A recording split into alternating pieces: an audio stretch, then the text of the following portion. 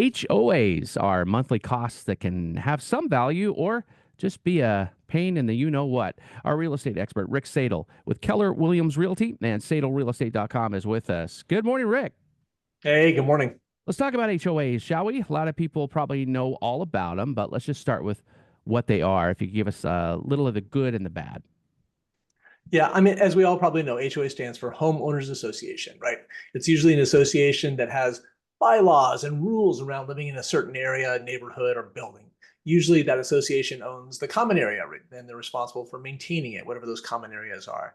Now, the rules can run the gamut from telling you what color your house can be painted to how high you can grow your front lawn, right? Obviously, the good is it can keep the neighborhood or building aesthetically pleasing, but it can also mean you can't always do what you want with your house or condo or whatever.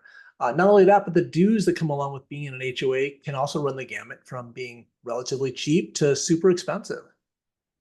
As a buyer, what do you advise clients to consider if HOAs maybe pop up on a place that they are interested in?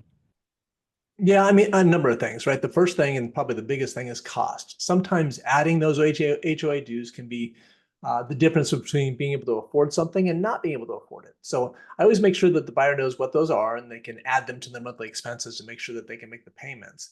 Next, we have a discussion about what that means to live by other people's rules, right? Have them read the HOA bylaws, make sure they're comfortable. Lots of boring reading, but we will make sure they make an informed decision.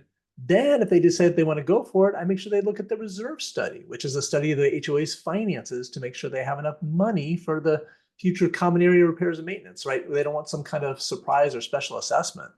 Interesting. Is there a tipping point here, Rick, for not going for a place that, has HOAs that could be too much?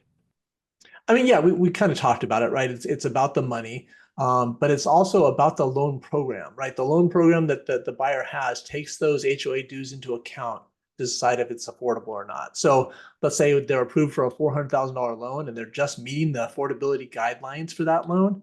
You add in $400 a month in HOA dues, and it means they probably can't get the loan. So it's usually about finances. Okay. Do HOAs ever go down in price per month? um, as far as dues, hardly ever, right? It's pretty rare. In fact, I can't think of a time that's happened.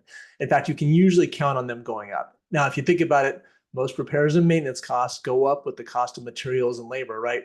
And as we all know, things rarely get cheaper. Well, sometimes HOAs come with tennis courts and pools and stuff like that, right?